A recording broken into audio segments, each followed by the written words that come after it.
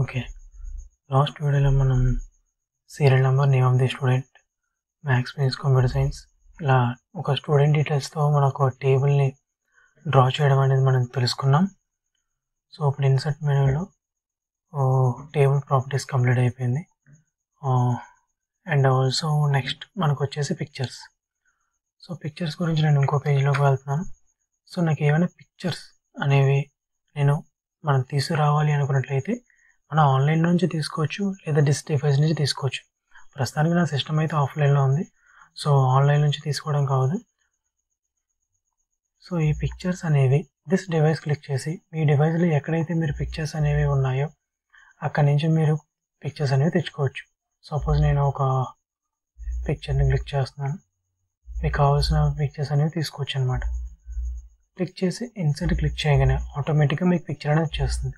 కానీ ఇది మీరు సైజ్ డిక్రీజ్ కావాలంటే డిక్రీజ్ చేసుకోవచ్చు, ఇంక్రీజ్ కావాలంటే ఇంక్రీజ్ చేసుకోవచ్చు. కానీ ఒక ప్లేస్ నుంచి ఇంకో ప్లేస్కి ఇలా మూవ్ చేయడానికి మాత్రం మీకు అవ్వదు.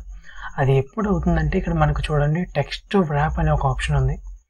ఈ టెక్స్ట్ వ్రాప్ అనే ఆప్షన్లో మనం ఎప్పుడైతే ఇన్ ఫ్రంట్ ఆఫ్ టెక్స్ట్ అంటే టెక్స్ట్కి ఫ్రంట్ సైడ్ ఉండే విధంగా ఇన్ ఫ్రంట్ ఆఫ్ టెక్స్ట్ పెట్టుకొని కనుక మనం ఓకే చేసినట్లయితే మనం ఇప్పుడు సైజ్ చెక్ చేసుకోవచ్చు, మనం ఏ ప్లేస్కి కావాలంటే ఆ ప్లేస్కి మూవ్ చేసుకోవచ్చు అనమాట.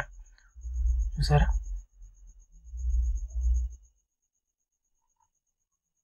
సో ఈ విధంగా ఇన్ ఫ్రంట్ ఆఫ్ టెక్స్ట్కి ఇన్ ఫ్రంట్లో ఉంటుంది. సో అలా కాకుండా ఈ విధంగా పిక్చర్ని తీసుకురావచ్చు.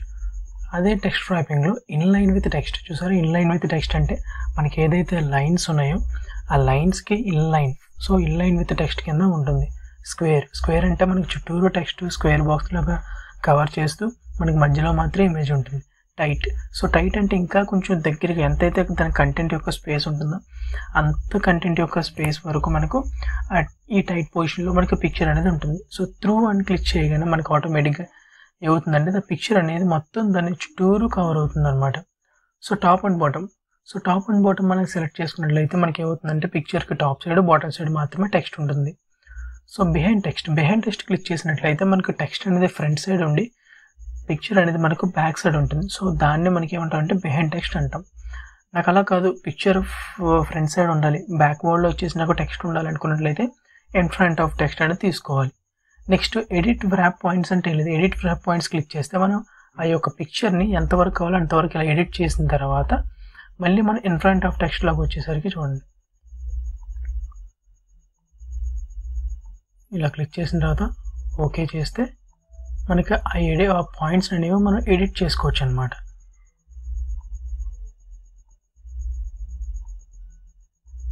చూసారా? ఈ విధంగా దాని యొక్క ఎడిట్ చేసుకునే దాన్ని బట్టి మీకు వెనకాల డేటా అనేది మారుతుంది. చూడండి. చూసారా? వెనకాల టెక్స్ట్ అనేది మీకు స్టైల్స్ క్లిక్ స్మార్ట్ ఆర్ట్ ఉంది. అది ఓన్లీ పిక్చర్కి సైడ్కి మాత్రమే ఉంది. ఎప్పుడైతే నేను ఈ డాట్స్ అనేవి నేను మూవ్ చేస్తున్నానో అప్పుడు నాకు టెక్స్ట్ అనేది బ్యాక్గ్రౌండ్ సైడ్కి వస్తుంది. సో ఇప్పుడు మళ్ళీ నేను కలిపితే మళ్ళీ నాకు ఈ పక్కకు వస్తుంది. సో ఆ విధంగా మనం యూజ్ చేసుకోవచ్చు అనమాట. ఇక్కడ నుంచి కూడా మనం ఆప్షన్స్ని సెలెక్ట్ చేసుకోవచ్చు. This is the in front of text. ఇలా మనం తీసుకొచ్చిన పిక్చర్స్ని మనం వెనకాల బ్యాక్గ్రౌండ్ రిమూవ్ కావాలితే రిమూవ్ చేయొచ్చు. సో చూసారా? నేను క్లిక్ చేయగానే ఆటోమేటిక్గా బ్యాక్గ్రౌండ్ అనేది రిమూవ్ అయిపోయింది. ఓకే, నాకు వద్దనుకున్నట్లయితే డిస్కార్డ్ ఆల్ చేంజెస్ క్లిక్ చేస్తే మళ్ళీ నార్మల్ పొజిషన్కి వస్తుంది. Next corrections. ఈ కరెక్షన్స్లో మనకి ఎంత షార్ప్ అని ఉండాలి, ఎంత లైట్ అని ఉండాలి, ఎంత సాఫ్ట్ అని ఉండాలి అనేది మనకు దీంట్లో ఉంటుంది అనమాట. ఎంత బ్రైట్నెస్ ఉండాలి. సో చూసారా? ఈ విధంగా దాని దగ్గరికి వెళ్తే చాలు మీకు ఆటోమేటిక్ ఆప్షన్ అనేది మీకు చూపించేస్తుంది.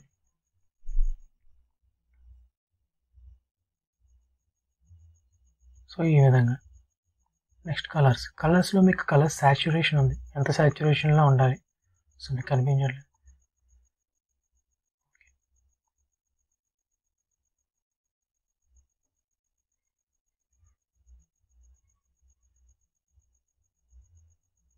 సో ఈ విధంగా మనకు కావాల్సిన విధంగా కలర్స్ అనేవి సాచురేషన్ చేసుకోవచ్చు.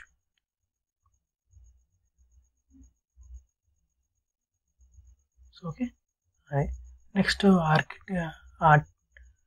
Artistic effects. ఈ ఆర్టిస్టిక్ ఎఫెక్ట్స్లోకి వచ్చినట్లయితే ఇక్కడ మనకు కొన్ని ఎఫెక్ట్స్ అనేవి ఉంటాయి. సో మార్కర్లో కావాలా, మనకి ఇమేజ్ అనేది పెన్సిల్ గ్రే స్కేల్లో కావాలా, సో పెన్సిల్ స్కెచ్లో ఉండాలా, లేదా లైన్ డ్రాయింగ్లో ఉండాలా, సో మీకు ఈ విధంగా ఆయిల్ పెయింటింగ్లో ఉండాలా, బ్లర్లో ఉండాలా, ఇలా ఏ విధంగా కావాలంటే మీరు ఆ విధంగా ఈ పిక్చర్ని మనం చేంజ్ చేసుకోవచ్చు అనమాట. సో కంప్రెస్ పిక్చర్ అంటే ఏం లేదు. సో మన పిక్చర్ని కంప్రెస్ చేసుకోవచ్చు. ఏ విధంగా అంటే ఇలా క్రాప్ చేసుకోవచ్చు. ఇలా క్రాప్ చేసుకుని క్లిక్ చేస్తే మనకి పిక్చర్ అనేది క్రాప్ అవుతుంది అనమాట. సో మనం క్రాప్ చేసుకోవచ్చు మనకు కావాల్సిన విధంగా పిక్చర్ అనేది. Next change picture. ఒకవేళ ఆ పిక్చర్ వద్దు అనుకున్నట్లయితే ఆ పిక్చర్ ప్లేస్లో మీరు ఇంకోటి తీసుకురావచ్చు.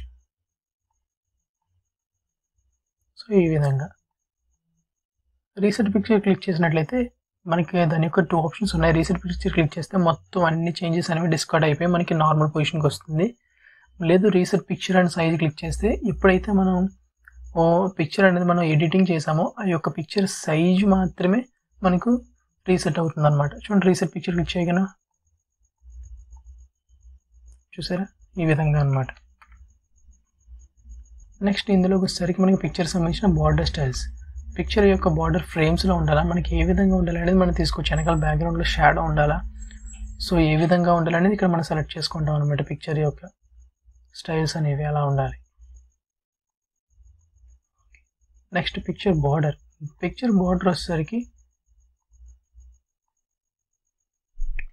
మీకు ఏ బార్డర్ కావాలి దాని యొక్క స్టైల్స్ ఉన్నాయి. మళ్ళీ మీకు సింగిల్ లైన్ ఉంది, డబల్ లైన్స్ కూడా ఉంటాయి, అండ్ ఆల్సో ఇక్కడ డాషెస్ లైన్స్ ఉన్నాయి. మోర్ లైన్స్లో వెళ్తే మీకు లైన్ స్టైల్స్ అన్నీ ఇక్కడ ఉంటాయి మీకు. సో డబల్ లైన్ కావాలంటే డబల్ లైన్ తీసుకోవచ్చు. ఓకే, దాని యొక్క కలర్ మీకు ఏ కలర్ కావాలంటే ఆ కలర్ సెలెక్ట్ చేసుకోవచ్చు. ఇది మీకు పిక్చర్ యొక్క బార్డర్. ఒకవేళ మీకు వద్దనుకున్నట్లయితే నో అవుట్లైన్ క్లిక్ చేస్తే పిక్చర్ యొక్క అవుట్లైన్ అనేది ఉండదు అనమాట. ఇంకా పిక్చర్కి సంబంధించిన ఎఫెక్ట్స్ అనమాట ఇవి. ఎఫెక్ట్స్లో మనకి చాలా రకాలు ఉంటాయి. ప్రిసెట్ ఉంటుంది, షాడో ఉంది, రిఫ్లెక్షన్ ఉంది, గ్లో ఉంది, సాఫ్ట్ ఎడ్జెస్ ఉంది, బివిల్ ఉంది, 3D ఉంది. సో ఇలా ఈ విధంగా మీకు ఏ విధంగా కావాలితే ఆ విధంగా పిక్చర్ని ఇక్కడ మీకు సంబంధించిన దాంట్లో చూసుకోవచ్చు. ఒకసారి మీరు ఇది ఓపెన్ చేసి ఎలా అవుతుందో ఒకసారి మీరు చెక్ చేసి ప్రాక్టీస్ చేస్తే మీకు అర్థం అవుతుంది ఆటోమేటిక్. ఒక్కొక్క ఆప్షన్ మీకు ఒక్కొక్క విధంగా ఉపయోగపడుతుంది. చూసారా, గ్లో, సాఫ్ట్ ఎడ్జెస్, బేవెల్,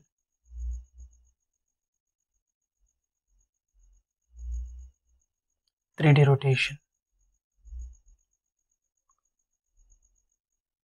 సో ఈ విధంగా మనం ఇమేజ్ని మనకు కావాల్సిన విధంగా మార్చుకోవచ్చు. అలాగే పిక్చర్ లేఅవుట్ అనేది ఇది మనకు ఏ విధమైన లేఅవుట్లో ఉండాలి అనేది మనకి ఇక్కడ చూపిస్తుంది అనమాట. ఇక్కడ చాలా రకాలు ఉన్నాయి.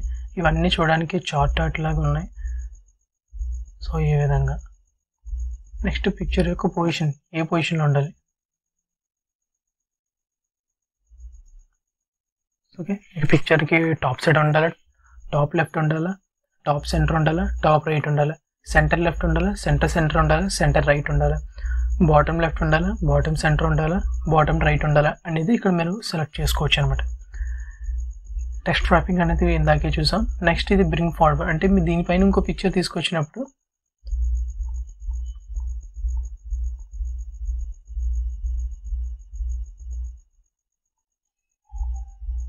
సో దీనిపైన నేను ఇంకో పిక్చర్ అనేది తీసుకొచ్చాను.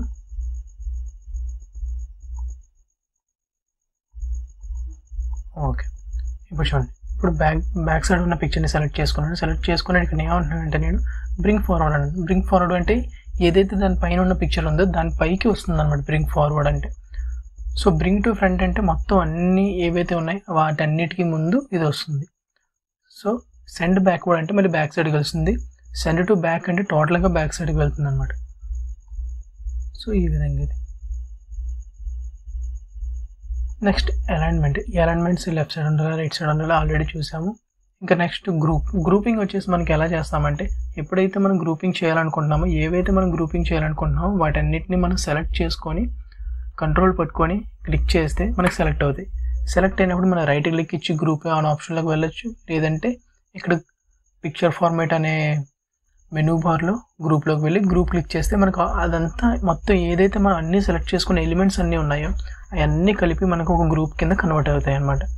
సో ఇలా ఈ విధంగా ఒకే గ్రూప్ కింద ఉంటాయి. నాకు వద్దు అనుకున్నట్లయితే రైట్ క్లిక్ ఇచ్చి గ్రూపింగ్లోకి వెళ్ళి అన్గ్రూప్ చేయొచ్చు. లేదంటే ఇక్కడ పిక్చర్ ఫార్మేట్లోకి వెళ్ళి అన్గ్రూప్ అని క్లిక్ చేస్తే మనకు ఆటోమేటిక్గా మళ్ళీ తిరిగి అన్గ్రూప్ అయిపోతుంది. సో అది గ్రూపింగ్ అంటే. నెక్స్ట్ రొటేషన్కి వచ్చేసినట్లయితే ఇక్కడ రొటేట్లో మనకి రొటేట్ రైట్ 90 అంటే రైట్ సైడ్కి 90 degreesలో రొటేట్ అవుతుంది అనమాట.